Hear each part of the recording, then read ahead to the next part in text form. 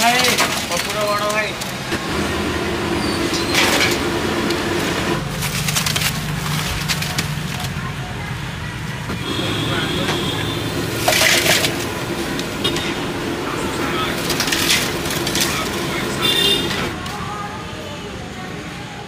Hello भाई नमस्कार आउ एक सुपर फ्रेश ब्लॉग को आपण मानक स्वागत आज भिडटी आपण मानक पूरा पूरी खास रहिबो तेणु आपण माने भिडटी को मूलरू शेष जाए देखंतु भिडटी को उपभोग करंतु आउ जो माने मो चैनल टी को नुआ करी आसीचंती दया करी चैनल टी को सब्सक्राइब करंतु भिडटी भलो लागिले समस्त सहित शेयर करि दियंतु जो माने भुवनेश्वर अछंती आ जदि आपण माने भुवनेश्वर थाई कि खोजुतांती खांटी बरमपुरिया स्टाइल रो टिफिन टी ताहाले तो मु कहिबी एई जगहटी आपण मानक पई पूरा पूरी परफेक्ट तेणु आपण माने जदि भुवनेश्वर अछंती आ जानिछंती जगहटी को जगार तेणु मते टिके कमेंट बॉक्स रे जणांतु आ को माने को जगारु मते देखुछंती माने को डिस्ट्रिक्ट रु बा को स्टेट रु मते देखुछंती ताहाले मते भी टिके कमेंट बॉक्स रे जणांतु जानिले मते टिके खुशी लागिवो जे मो भिडियोटी को माने देखुछंती को जगार मो भिडियोटी जाई पहुंचुची तेबे चलंतु एबे देखिबा मु सकाळ सकाळ जाई कि पहुंच जाईतिली भाईनक स्टॉल पाखे जार स्टॉल टीर ना हूँ बरमपुर टिफिन स्टॉल आ गोटे कथा कही रखुची जो मैंने चाहूँगी पार्टी ऑर्डर दवापाई ताल एटी दुईटी नंबर मेंशन अच्छी से नंबर आपण मैंने कांटेक्ट करी पार्टी ऑर्डर दे पारे तेणु आपण मैंने ये देखु भाई आसिकी सकाल सकाल कड़े बसई तेल पकड़े आ सब बड़ कथा देखो मैंने मतलब बहुत खुशी लगे जे भाई आमर ये यूज कर फ्रीडम राइस ब्रांड ऑयल भाई सतरे माने मुझे ये कथा पचारि आप फ्रीडम तेल यूज कर कारण मुझे बहुत जगह एमती जाकि वीडियो कवर करे किंतु आज पर्यंत बहुत माने एमती को जगह मुझे देखनी जे किए फ्रीडम ऑयल रे यूज माने तेल रे छणाछणी करवा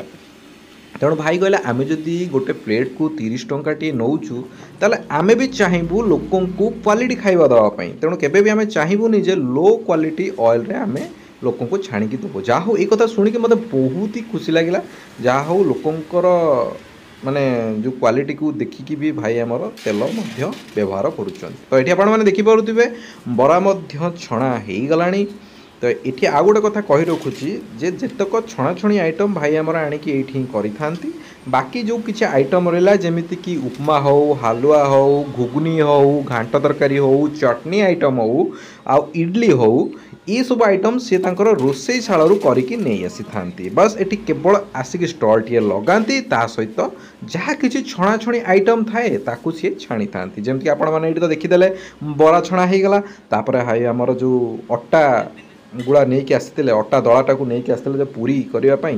तेणु ये अटा मैदा मिसी कि नहीं मुझे ना बट मुझे देखिली हाँ अटारे बोधे ये प्रस्तुत हो पूरी कहीं जदि मैदा ही था तार टेक्सचर टी अलग आसता तार कलर टी धला आसता बहुत जगह मैदार ही केवल करती किंतु मत यहाँ फिल है जे अटा अदे जदि मैदा मिसई मिसई मुझे जानी पचारि ना तेणु चलतु ये आपने देखो वीडियो टी एंजॉय करूँ भाई देखिपे ये आमर पूरी छाणिले तो ये देखिपे पूरी होगला रेडी होगला तेणु धीरे धीरे लोक आसिले खावाई सेपटे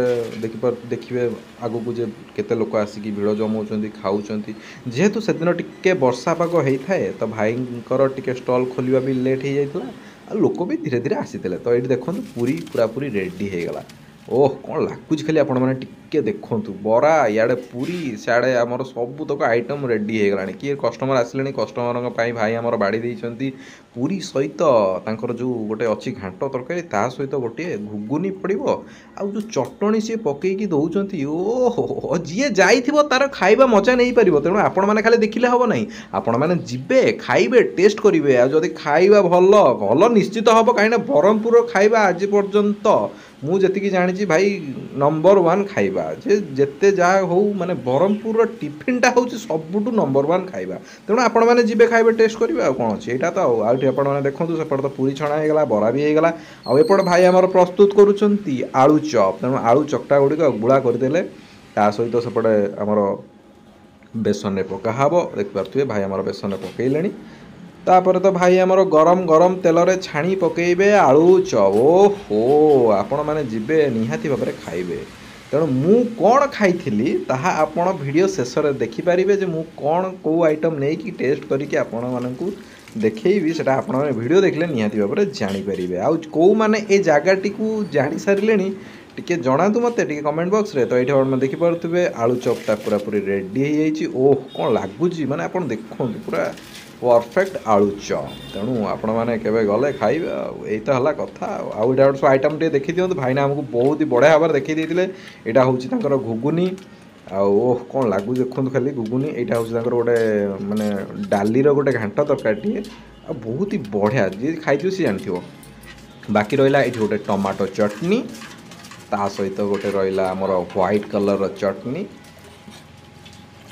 ତା ସହିତ ଆମର ସେଦିନ ରାଗ ଚଟନିଟା ଆସିନଥିଲା। କେବେ ବି ଯାଇକି ଆପଣ ଟେଷ୍ଟ କରିପାରିବେ। ଆପଣମାନେ ତ ଦେଖିଲେ ଖାଇବା କ'ଣ କ'ଣ ଅଛି। ତେଣୁ ଆପଣମାନେ ଯିଏ ଯାଇକି ଖାଇଥିବେ ସିଏ ତାର ଟେଷ୍ଟ ଜାଣିଥିବେ। ଯେଉଁମାନେ ଜାଣିନାହାନ୍ତି ନିହାତି ଭାବରେ ଯାଇକି ଖାଇକି ଟେଷ୍ଟ କରିବେ। ଭାବୁଛି ଆଜିର ଭିଡ଼ିଓଟି ଆପଣମାନଙ୍କୁ ବହୁତ ହି ଭଲ ଲାଗିଥିବ। ଆଉ ଯିବା ପୂର୍ବରୁ କହି ରଖୁଛି ଏ ଜାଗାଟିର ନାଁ ହେଉଛି ବାପୁଜୀ ନଗର, ଯେଉଁଠି କଟକ ସୁଇଟ୍ ଷ୍ଟଲ୍ ପାଖରେ ହିଁ ଅଛି। ତେବେ ରହୁଛି, ବାଏ ବାଏ। ତମେ ଚୋଖା ସୁନ୍ଦରୀ ଗୁରି ଦିଶ ଜନ୍ତା ପରି ସପନେ ଆସି ଯାଇ ସରୁସି ମନଟା ଯାଇସି ଡରି ତମକେ ଯେବେ ଦେଖଲା ଦିନୁ